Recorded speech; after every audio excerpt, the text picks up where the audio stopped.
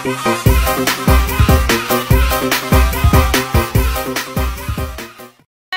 welcome po sa aking YouTube channel, Quezon Province Realty TV. Okay po, ako po ulit ang inyong site locator, si Miss Geraldine Villarasa. Andito naman po ako ngayon sa bayan po ng Tagkawayan, Quezon. Meron na naman po akong ilulocate na isang property. Siya naman po ay 6 hectare along Barangay Road.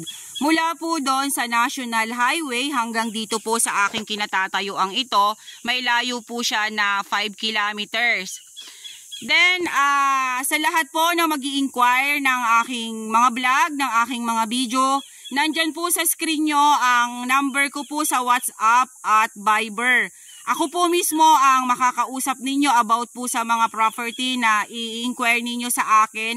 Then, ang Facebook account ko po ay Geraldine Villarasa din po ang name ko. Okay po, tara po at ipapakita ko po sa inyo ang nilalaman ng 6 hectare dito po sa Tagkawayan, Quezon. Ayan po, dito pa lang po sa bungad makikita na po natin. Yan pong mga puno na yan po yung ginagawang poste ng kuryente dati nang hindi pa po bakal ang ginagamit ng kisilko. Ang pangalan po niyan ay eucalyptus. Napakarami pong eucalyptus dito po sa property. Ayan, ito po ang frontage niya dito po sa Barangay Road. Napakarami po niyang batino dito. Halos plat na plat po dito sa bungad. Ayan, makikita naman po ninyo. Napakarami po niyang hardwood. Ayan po, may kalagumay. Yan pong kalagumay na yan po yung ginagawang basket at banig. Dito naman po talaga sa Tagkawayan, Quezon, uso po yung mga ganyan. Dumadami po yan. Ayan po ay pag namunga, tutubo, then dadami na po yan dyan. Ayan, marami po dito sa bungad. Kaya po, pag gusto po ninyong magparami yan, kasi yan po ay binibili din. Yung pong ginagawang basket, yan po ay ini-export po sa ibang bansa. Hinahabi po siya. Then ginagawa po siyang banig. Ayan, ito po, batino pa rin po siya. Napakarami po niyang batino dito sa bungad pa lang. Nini, anong pangalan nga na niyan? Puting niya na kahoy? Bagras. Yan po. Sabi po nila ang pangalan po niyan ay bagras. Yan po yung ginagawang poste ng kuryente. Siya po ay nasa 200 kapuno dito po sa property. Dito po muna tayo papasok sa loob. Yan, makikita po ninyo talagang flat na flat po ang property. Napakarami po niyang hardwood. Ang ganda naman ito, oh. Ayan pa po siya, oh. Sobrang flat po dito sa bungad. Napakarami pong antipolo. Wala pa po akong nakikitang nyog. Nasa dulo pa po ata ang mga nyog nito. Napakaganda nito, oh. Flat na flat. Anong source ng tubig dito? Bukaan, ilog, sapa sa loob ng property. Okay po, may sapa po sa loob ng property. Ano po? Ayan, ano na nga itong prutas na ito? Di ba yung katmon? Katmon po yan. Ayan po yung pong side na yan. Katmon siya. Ayan, marami pa rin po ditong kalagumay.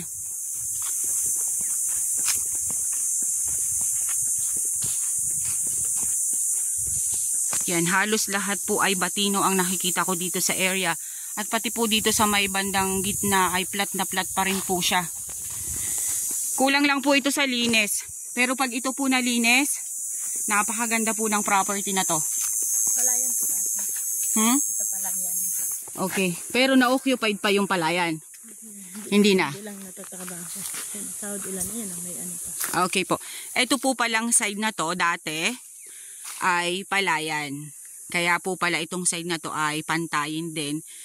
Kasi dati po ni seller, sabi po ni seller, siya po ay dating palayan. Pero ngayon po ay hindi na po siya na-occupied. Kaya ayan, naging taniman na lang po ng batino at saka anong bagres? Ay bagras, sorry po, bagras. Naging taniman na lang po ng bagras. Kaya po ang bagras po dito, sabi nga po nila is nasa 200 kapuno. Tara po, punta po tayo sa pinakang gitna.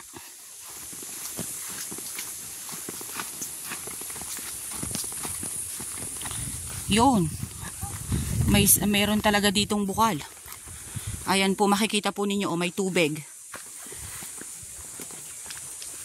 Pag po kasi ganyan ang property, may mamasa-masa po ang lupa, ibig sabihin po niyan, may bukal po dito sa loob. Madali pong kumuha ng tubig. Flat pa rin dito. Flat pa rin po dito sa loob. Saan? Yan lang medyo nag-angat-angat. Oo. Ayun yung mga nyug na yun. Oo, kasi ang 6 na hektarya ay malaki yun. Ayan po, pantayin pa rin po dyan sa side na yan. Yang linis na yan? Wow. Andiyan yung mga mangga. Ayan po siya, oh. Meron pong sapa. Sa loob po ito ng property. Ayun, makikita po ninyo dun sa side na yon. Ayun, running water po siya, oh. Yan, ito pa rin po ang kabilang side.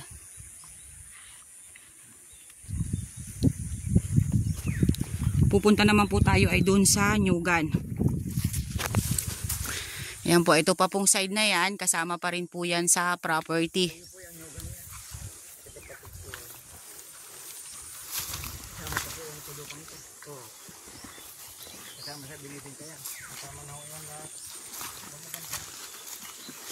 Ayan, ayan po ang tubig. Ayan po, makikita nyo. Oh, nasa loob po mismo yan ng property, ma'am, sir.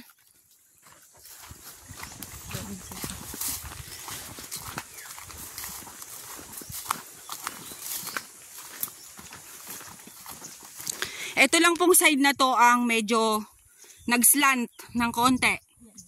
Ito lang pong side na to. Then, ayan po yung kanina, yung side nung dinaanan natin. Pantayin pa rin po dyan sa side na yan. Then, ito naman po ay nag-slant ng konti.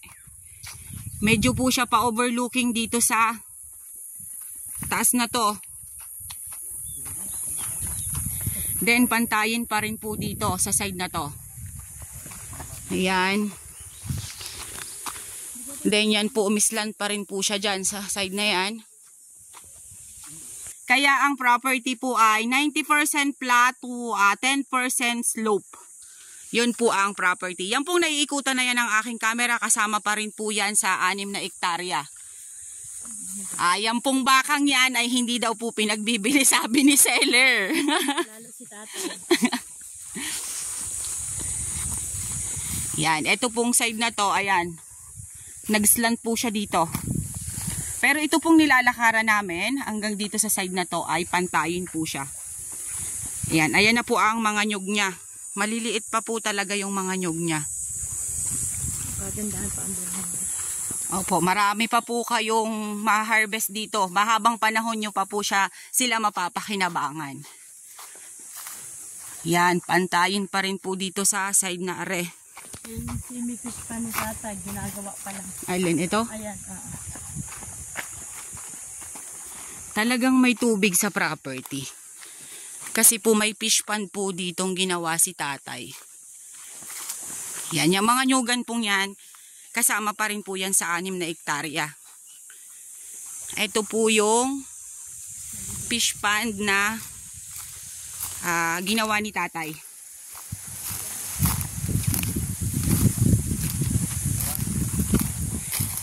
Yan.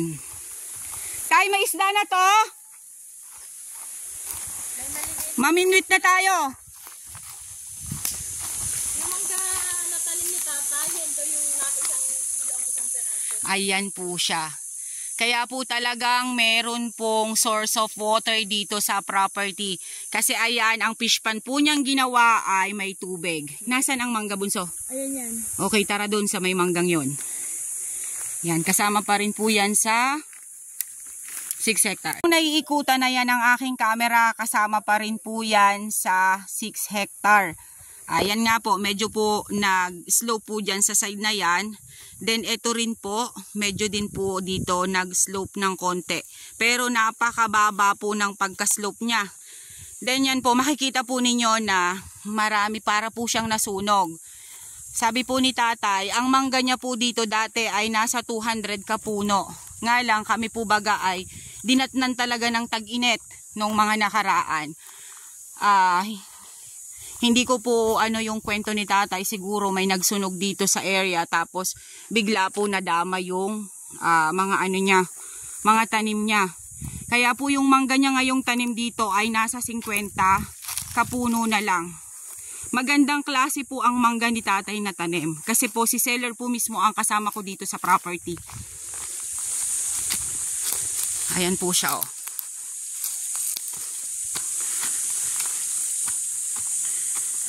Ayan, ito pong nilalakaran kong ito, medyo po siya patalibis.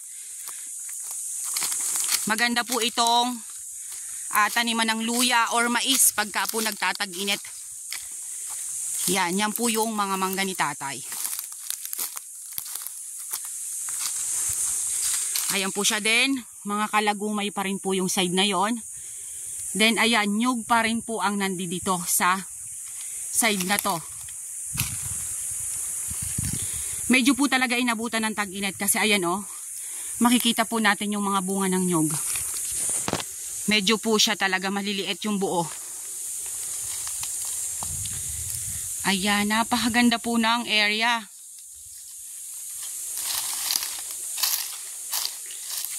Yan.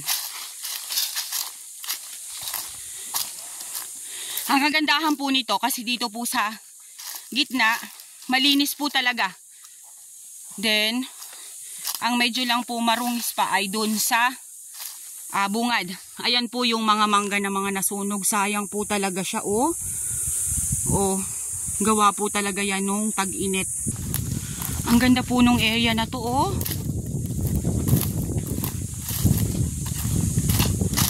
Wala po akong masabi sa ganda.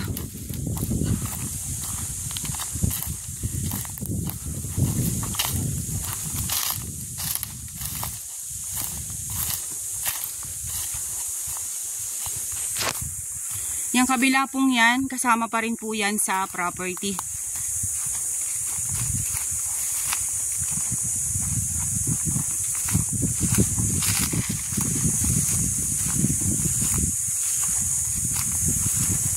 Almost flat. Dito lang po sa nyugan ang medyo tumalibis ng konti. Ayan po siya oh. Yung po mga ganitong property, hindi po ito nakakapanghinayang na i-invest. Talaga pong mapapaunlad pa po ninyo ito. Ayun pa po yung mga mangga ni tatay, napakarami po talaga. Pero yung dito lang po sa side na to, yun po yung mga nasunog lang. Kawawa naman po yung seller.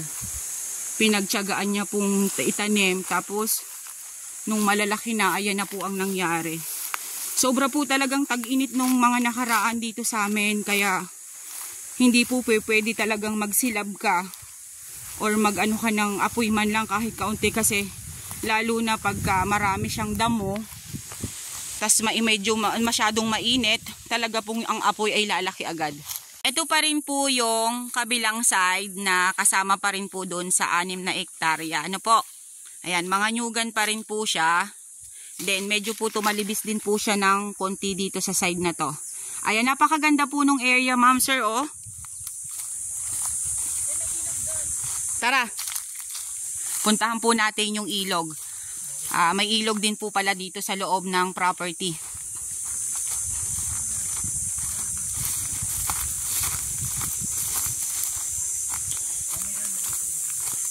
Napakaganda po nung area, oh.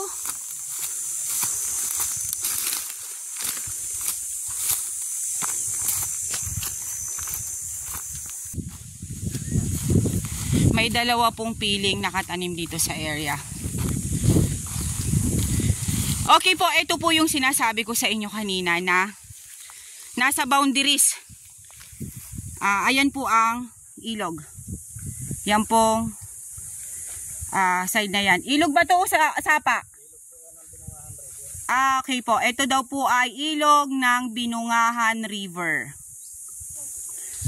Yan, paikot po yan, papunta doon. Then yung pong, dito po yan umano sa property tay. Dito po yan nag-anggilid sa property, papaganyan. Ayan, makikita naman po ninyo, medyo po madamo po kasi dito. Kaya hindi po natin makikita dito sa side na to. Pero, boundaries po siya ng property. Okay guys, sabihin nyo na po ang property namin. Dito po ito sa Tagkawayan, Quezon. 3 hectare along Barangay Road. Mula po sa National Highway hanggang dun po kanina sa pinag-umpisahanan kong mag-vlog. Nasa 5 kilometers po ang layo niya. Then, nasa 90% flat, 10% slope. Then, ang nyug po niya ay nasa 700 kapuno and yung mangga po ay 50 kapuno na lang. May 2 puno ng pili. At yun nga pong binabanggit ko sa inyo kanina na mga hardwood. Yun pong batino. Yung po pala kaninang binabanggit ko na bagras. Yun po pala eucalyptus. Puno po siya ng eucalyptus. Okay po, once again po ako po ulit ang inyong site locator, si Miss Geraldine Villarasa. Muli po akong maglalambing, paki-like and share po ng aking mga vlog.